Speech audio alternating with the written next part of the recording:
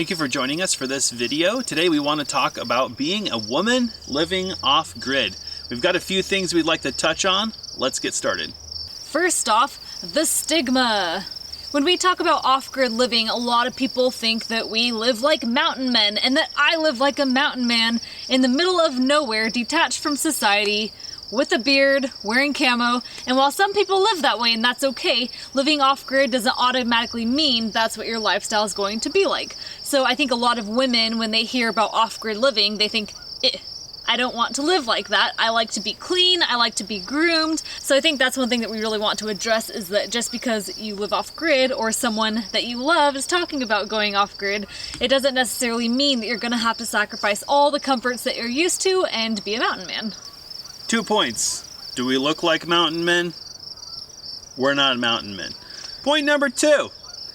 People on grid are just as much as pigs as people who live off grid. That is true, yep. Call me a liar. I will show you neighborhoods with people with power, running water, and public sewer. They live in squalor. So do not say that being off grid makes you a pig, because that's not true. Second point, cleanliness. I think when Jesse was really talking about making this off-grid lifestyle a reality, the first thing I was worried about was cleanliness. One of the things I just really want to have is clean water and plenty of it. I don't need 30-minute showers every single day, but it is important to me that I can shower once a day. I really want to feel clean, and I have no problem playing with the guys and getting all sorts of dirty, but it is important to me that I go to bed in my nest clean with no grit or grime on me, or Jesse for that matter. Yes, so newsflash to those gentlemen out there who'd like to have a woman join them on their off-grid journey. They like to be clean.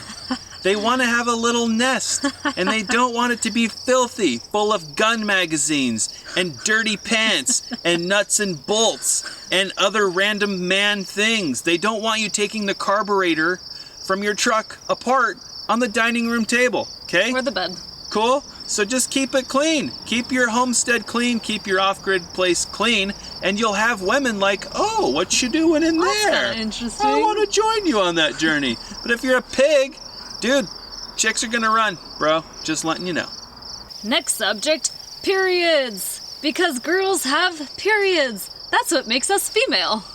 Hey, if you're a guy and you're watching this video and you're thinking TMI, and you want to have a woman in your life, and you're going to live off-grid, and you think periods are gross, you better not homestead. You're not going to make it, bro. This lifestyle is not for you if you think a period is gross. Continue. I actually started the conversation of periods and menstruation in some of the off-grid homesteading groups that we're part of, just to kind of see what information was out there and what women and men thought of the situation. And there's actually a lot of misinformation or not enough information out there about how to deal with your period and an off-grid lifestyle. One of the things that we really try to focus on is not consuming a lot of products. And we also, we aren't too far from town, but some people do want to live extremely remote, which means that you don't have access to products at your fingertips, such as tampons and pads. Not to mention, you might not have a really great way to dispose of trash, or you might just feel dirty and uncomfortable. But I want to tell you that it doesn't have to be that way at all. A couple of years ago, Jesse sent me a link to a product that is designed to replace pads and tampons. I was intrigued. It's called a menstrual cup. And at first, the idea really turned me off because it wasn't something I was familiar with, and it sounded kind of gross, to be honest. But I started reading all the benefits of it and why they were so awesome, so I decided to try it out. And since I've been using a brand called a Lily Cup, I actually brought it out here to show you. It's in a nice little compact case, and this is all I need for years. I don't know the life cycle of these things, but it's very long. It's only $40, which is probably what I would normally spend on pads and tampons.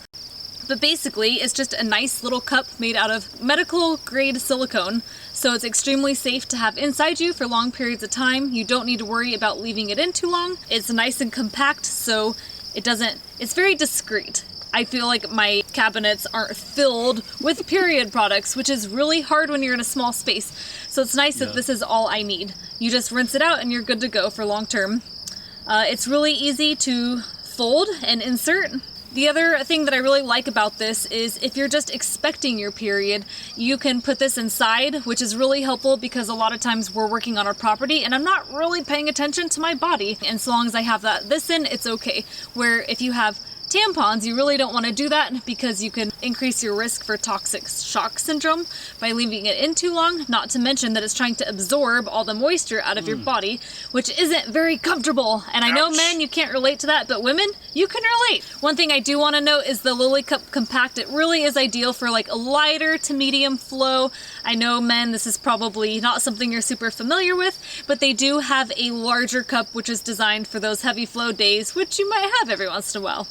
The other thing that I want to mention is if you're looking to buy a menstrual cup, there are 2 different versions. There's one for females that have not yet given birth or they've had birth versus cesarean section. And then there's one for women that have already given birth or for women that have a weaker pelvic floor.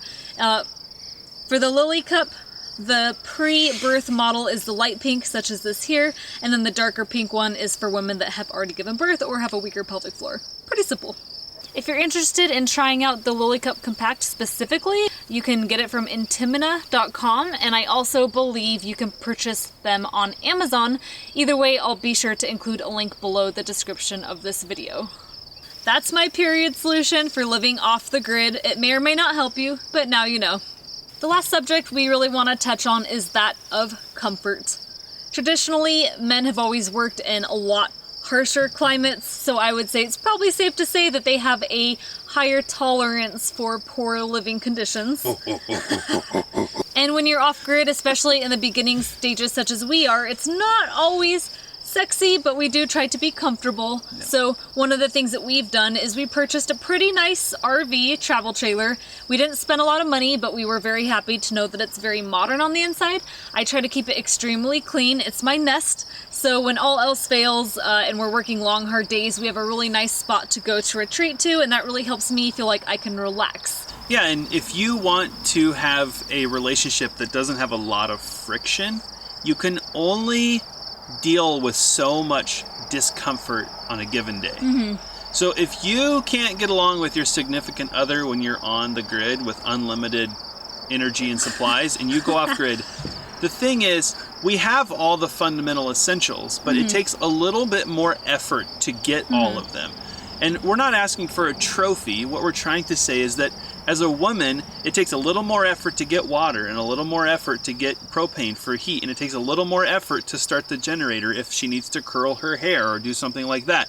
It's not that she goes without those things, but it takes a little more effort. So you have to be patient and understand that we can still have those things and they can still have the creature comforts, but it takes more effort. So you have to learn how to cohabit with someone who can tolerate that. If you want it to be easy peasy pie and you can't get along when that's going on, you're going to just become friction monsters out here because it takes a little more effort. If you want to have a companion on this journey, you have to take that into consideration. And most everything we've done on this journey is to make it easy for Alyssa. I could do all kinds of crazy stuff. I get man generators and I can tow big tanks of water around because I'm a man with my big truck. But Alyssa can't do that. And so I need her, especially if I get hurt, but just day to day, she needs to be able to take care of the house and feel like it's fairly easy to maintain. And feel comfortable. The more comfortable I am, the less likely it is that we're going to quit this lifestyle and run back to the city. Yeah, and we want to succeed, so we're trying to set ourselves up for success. And so consider those things when you're thinking about taking your significant other with you on a journey like this. Don't be all crazy man. And that said, women, you need to be reasonable too. Don't take that for granted and expect that your man's going to treat you like the Disney princess you were told to be, because that's not real either. So everyone just be reasonable and we'll have a pretty good time. So summing all this up, it really isn't that different as a female living on grid or off grid, but there are a lot of preconceptions out there. And there are some things that you need to be a little bit mindful of just to make sure that you're able to maintain a comfort level, good hygiene, things like that. And that's really just what we wanted to share with you, or just some of the ways that we allow me to be comfortable. And probably next time we'll make a video on how a man could be comfortable living off grid. Just kidding. Or in heaven, really. Yeah. I think it is possible for women and men to live off grid and to be very, very happy. And we wanted to bring a clean-cut appearance to this subject because we are not previously from this lifestyle, but we're not trying to adapting. We're not trying to wear camo all day, every day. We don't want to be mountain men, never taking care of our own personal hygiene. But if you'd have told me 3 or 4 years ago that someone like Alyssa would want to live this life with me, I'd have been like, haha, you silly, you nutso. But the truth is, she really enjoys it, but it comes with those caveats. So hopefully you enjoyed this video. If you want to learn more about our off-grid homesteading journey, please subscribe to our YouTube channel first. We'll put a subscribe button right here. Dun, dun, dun. And follow us on our blog. It's purelivingforlife.com. We also have a Facebook and an Instagram if you're all social like that. We'll put links in the description below, and we'll see you in the next video.